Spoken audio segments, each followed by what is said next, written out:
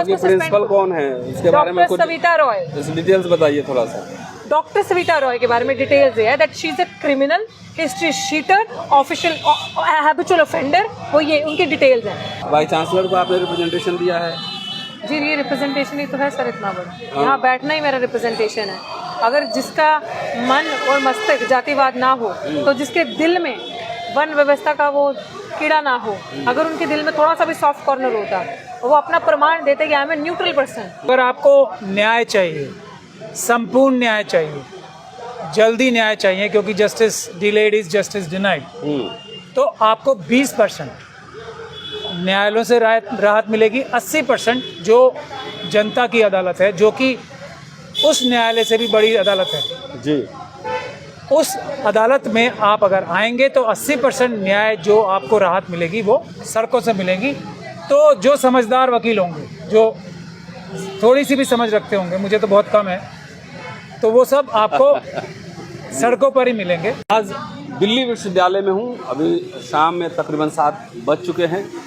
Gate number 4 arts faculty में धरना चल रहा है पिछले 3 दिनों से। डॉक्टर रितु सिंह हमारे साथ हैं। इनको दौलत राम कॉलेज की प्रिंसिपल ने नौकरी से निकाल दिया और उसके बाद ये 2 साल से लड़ाई जारी है। प्रिंसिपल के खिलाफ FIR दर्ज हुआ, चार्जशीट दायर हो गई और अभी तक गिरफ्तारी न हुई है, न विश्वविद्यालय प्रशासन की ओर से और कोई कार्रवाई है। एडवोकेट महमूद पाराचा साहब, कोई पहचान की ज़रूरत नहीं है, सब लोग आप जानते हैं।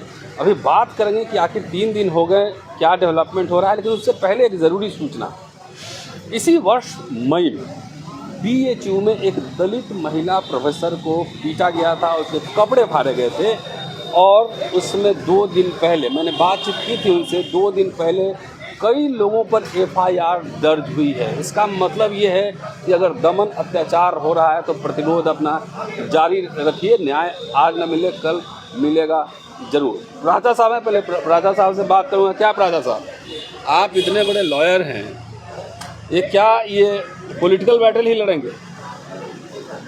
देखिए, छोटा मोटा लॉयर हूँ, छोटी मोटी समझ है, संविधान का एक स्टूडेंट हूँ जी। तो उस हिसाब से मेरी लोगों को ये सलाह है और मैं बार बार ये सलाह देता हूँ कि जो हालात आज बन चुके हैं देश के, सभी संस्थान जो हैं प्रेशर में हैं। तो अगर आपको न्याय चाहिए, संपूर्ण न्याय चाहिए, जल्दी न्याय चाहिए, क्योंकि justice delayed is justice denied, तो आपको 20% न्यायालयों से राहत मिलेगी। 80% जो जनता की अदालत है, जो कि उस न्यायालय से भी बड़ी अदालत है जी, उस अदालत में आप अगर आएंगे तो 80% न्याय जो आपको राहत मिलेगी वो सड़कों से मिलेगी। तो जो समझदार वकील होंगे, जो थोड़ी सी भी समझ रखते होंगे, मुझे तो बहुत कम है, तो वो सब आपको सड़कों पर ही मिलेंगे। हमारे जो पुराने चीफ जस्टिस साहब थे, उन्होंने भी ये बात कही थी कि इतिहास उठा के देख लें, जब भी कोई बड़ा आंदोलन आया है, देश की आज़ादी मिली है, तो वकील जो थे वो सोशल एक्टिविस्ट की तरह काम कर रहे थे। नेशनल मूवमेंट, आज़ादी की लड़ाई और कोई भी मूवमेंट, तो वो उन्होंने आह्वान भी किया था रमन्ना साहब ने कि वकीलों को सोशल एक्टिविस्ट की तरह भी काम करना चाहिए, सोशल वर्कर्स की तरह काम करना चाहिए। और मैंने थोड़ा जस्टिस रमन्ना की सलाह से पहले ये काम शुरू कर रखा था। तो मेरा तो ये मानना है, पुराने धरनेबाज हैं। हाँ, हम लोग पुराने संविधानवादी हैं। संविधान में सबसे बड़ा, देखिए, आर्टिकल 19, 21 ये सब जो है किस लिए हैं? इसीलिए हैं कि लोगों को आप कन्विंस करें कि आपके साथ संविधान के संवैधानिक पदों पर जो लोग बैठे हैं वो धोखा कर रहे हैं, ताकि आपको ये राइट संविधान ने इसीलिए दिया है कि आप लोगों को न्याय जल्दी मिल सके, इसलिए ये ज़रूरी है। ऋतु, आप 3 दिन से यहाँ पर हैं, क्या कोई रिस्पांस किसी भी स्टेट के किसी ऑर्गन की तरफ? कोई भी नहीं। बिल्कुल। वाइस चांसलर को आपने रिप्रेजेंटेशन दिया है? जी ये रिप्रेजेंटेशन ही तो है सर, इतना बड़ा यहाँ बैठना ही मेरा रिप्रेजेंटेशन है। अगर जिसका मन और मस्तिष्क जातिवाद ना हो, तो जिसके दिल में वन व्यवस्था का वो कीड़ा ना हो, अगर उनके दिल में थोड़ा सा भी सॉफ्ट कॉर्नर होता, वो अपना प्रमाण देते कि I am a neutral person. मैं इक्वालिटी, समानता और बंधुता को मानता हूँ। मैं यूनिवर्सिटी का आगे अच्छा चाहता हूँ। मेरी यूनिवर्सिटी में कोई भी बच्चा या टीचर ऐसा ना हो जो ये लांछन यूनिवर्सिटी पे लगाए कि ये जातिवादी मानसिकता के लोग यहाँ पे रहते हैं। तो वो खुद ही आते हैं ना। खुद ही पूछते। ये तो उनका फर्ज बनता है ना, जब घर के किसी बच्चे को चोट लगती है तो माँ बाप भागे चले आते हैं। तो इस समय वो यूनिवर्सिटी के माई बाप हैं जो उनको देखना चाहिए कि उनकी दहलीजों पे क्या हो रहा है। उनको देखना चाहिए कि जातिवादी के खिलाफ कितना बड़ा आंदोलन, कितना बड़ा मूवमेंट यहाँ पे शुरू है, जहाँ पे हर बहुजन समाज का, दलित समाज का बच्चा, बड़े बूढ़े बुजुर्ग आके गुहार लगा रहे न्याय की। क्या उनको दिखता नहीं है? उनको सुनता नहीं है? उनको सब दिख रहा है। उनके लोग यहाँ पे आके वीडियोग्राफी करके जाते हैं, उनका बंदा आके रोज यहाँ पे वीडियोग्राफी करके फुटेज दिखाता अंदर। क्या वो एंजॉय करते हैं एसी के कमरे में बैठ के चाय पीते उसको? क्यों उनको मजा आ रहा है दलितों को तड़पता देख के? ये शोषण करके मजा आ रहा है। तो मैं तो ये देख रही हूँ ना, इससे बड़ा रिप्रेजेंटेशन मैं क्या दूं कि हमारे पोस्टर्स हैं जो लिख रहे हैं, वीसी साहब न्याय दो, जातिवादी प्रिंसिपल को सस्पेंड करो। जातिवादी प्रिंसिपल जो है उसको प्रिंसिपल कौन है, इसके बारे में कुछ सविता रॉय, डिटेल्स बताइए थोड़ा सा। डॉक्टर सविता रॉय के बारे में डिटेल्स है that she is a criminal, history sheeter, official habitual offender, वो ये उनकी डिटेल्स हैं।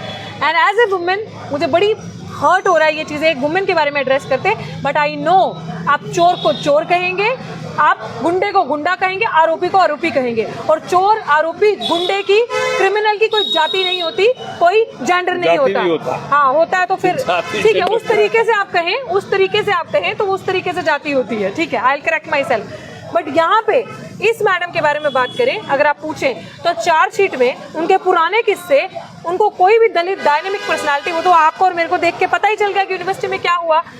उन्होंने जो किया, जो उनका पुराना कॉलेज में जहाँ की सिर्फ छोटी सी एक टीचर थी, वहाँ की प्रिंसिपल थी अनुला मौर्य, वो एससी समाज से थी, दलित समाज से। वहाँ पे ये टीचर थी, एक टीचर होने के नाते इन्होंने उनको इतना प्रताड़ित, इतना परेशान किया।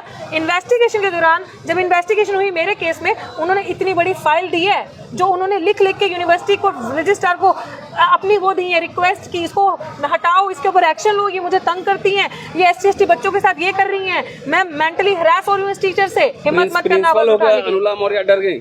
वो डरी नहीं, अनुला मौर्य मुझे नहीं लगता डरी है क्या हुआ, लेकिन अनुला मौर्य जी ने इनको बहुत बारी लिखा। वही चीज़ है, अकेले पढ़ जाते हो। अकेला हम तभी पढ़ते हैं सर जब कोई साथ नहीं देता, चाहे आप प्रिंसिपल हो चाहे कुछ भी हो, समाज आपका साथ नहीं देता है। आज मैंने इसीलिए गुहार लगाई है सबके साथ कि अगर आपको फोटोज पे मुझे देखना, डिसीजन इज कम्प्लीटली योर्स। आप मेरा परिवार हो ना, आप माँ बाप को बोलते हो ना कि जब आपका दिल दुखता है आप उनको ये चीज़ें एड्रेस करते हो। मैंने भी अपने समाज को ये चीज़ें कही है, it is up to you. अगर आपको मुझे रोहित वेमुला, पायल तडवी की तरह 2 मेरे भाई बहन जा चुके हैं, दैट्स कॉल्ड इंस्टीट्यूशनल मर्डर, कहीं जा चुके हैं, लेकिन मैं वो बता रही हूँ जिसको समाज ने रिकॉग्नाइज किया। मैं उसको सेकंड नहीं करता, मैं सहमति नहीं देता और लोगों को फाइट बैक करना चाहिए। Sir, that's what I am doing. That's what I am doing. I am fighting. That's why I am on ground. राजा साहब, आपने महत्वपूर्ण बात कही कि सड़कों पे लोहिया कहा करते थे कि जब सड़कें सुनसान होंगी तो संसद आवारा हो जाएगा। 3 आंदोलन हम लोगों ने देखे ही, चाहे 2 अप्रैल का मसला हो, एट्रोसिटीज एक्ट पे, या रोस्टर का मसला हो, या किसान आंदोलन हो। लेकिन क्या बात है कि दलित नेता जो हैं, जो पॉलिटिकल क्लास हैं, वो न तो कोई संवाद कर रहे हैं, न कोई विमर्श पैदा कर रहे हैं, और न कोई आंदोलन कर रहे हैं। तो क्या सिर्फ सोशल एक्टिविस्ट और तमाम ऐसे लोग हैं वही लड़ाई लड़ेंगे और पॉलिटिकल क्लास चुपचाप बैठ के खाली मंत्री बनेगा? एक पॉलिटिकल क्वेश्चन। देखिए, यही तो वर्ण व्यवस्था है। बाबा साहब तो बहुत आंदोलन करते थे। नहीं, मैं वही बोल रहा हूँ ना आपसे कि इसी के खिलाफ तो हमें लड़ना है। यही तो वो मानसिकता है कि मेहनत कोई करे और फल कोई खाए। तो हमारे लोगों को सोचना है, और इसीलिए मैं बार बार बोल रहा हूँ कि न्याय सड़कों से ही मिलेगा। अब जब संसद आवारा हो गई या नहीं हो गई तो वो लोहिया जी के शब्दों में ज़्यादा बेहतर लोग समझ पाएंगे, और मैं फैसला लोगों पे छोड़ता हूँ कि क्या संसद आवारा हो चुकी है। और ये ऐसे समझना चाहिए कि 131 MPs जो कि हर बार अंदर जाते हैं, किस लिए जाते हैं? चंद्रभान प्रसाद मेरे मित्र हैं, उनका मैंने इंटरव्यू किया है, तो उन्होंने कहा कि दलित का नाव तो वैसे ही डूब रहा है, अब ये 131 सांसद उधर पत्थर डाल रहे हैं उसमें। जी नहीं, तो मैं वही कह रहा हूँ ना कि अब अगर ऐसा हो गया है तो अब संसद आवारा हुई है या नहीं हुई है, ये फैसला मैं लोगों पे छोड़ता हूँ। लेकिन अगर हुई है या नहीं हुई है और लोगों को ऐसी आशंका है कि हो रही है या हो गई है, तो सड़कों पे आना ही पड़ेगा।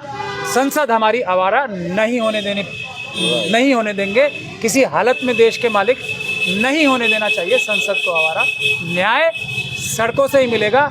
और मैं फिर बता रहा हूँ, जो जितना बड़ा संविधान का ज्ञाता होगा वो उतना ज़्यादा सड़कों पे होगा। ये टेस्ट है।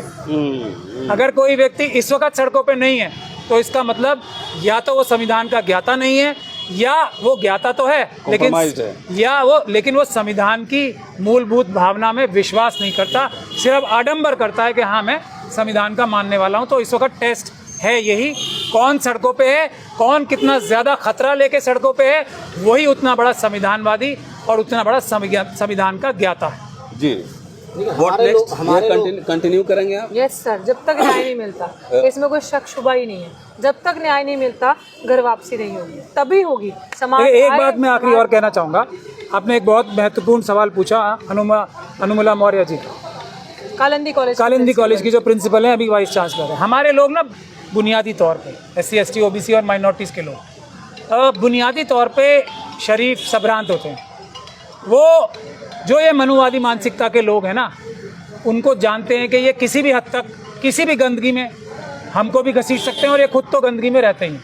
ऐसे डॉक्टर रितु का केस भी देख लीजिए, इसके खिलाफ कुछ नहीं मिला तो झूठा एक सिग्नेचर कैंपेन चलाया, झूठा एक फर्जी डॉक्यूमेंट, 2 बार महिला तो हमारे लोग जो है ना, इसीलिए ये कि भाई कीचड़ में पत्थर फेंकोगे तो हमारे ऊपर चींटे आएंगे, तो कई बार शराफत दिखा देते हैं। लेकिन इस कीचड़ से डर कर, इस गंदगी से डर कर जो हम लोग सभ्रांता और शराफत दिखाते हैं, उससे पूरा देश बर्बाद हो रहा है, पूरा संविधानिक जो निज़ाम है हमारा वो बर्बाद हो रहा है।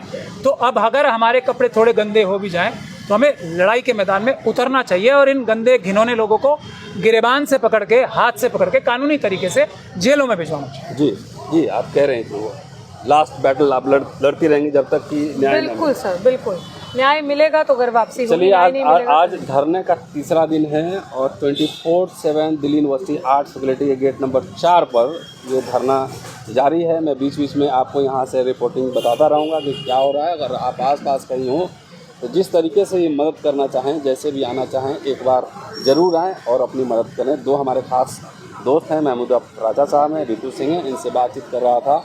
जल्दी मिलता हूँ अगले एपिसोड में, देखते रहिए अम्बेडकर नाम।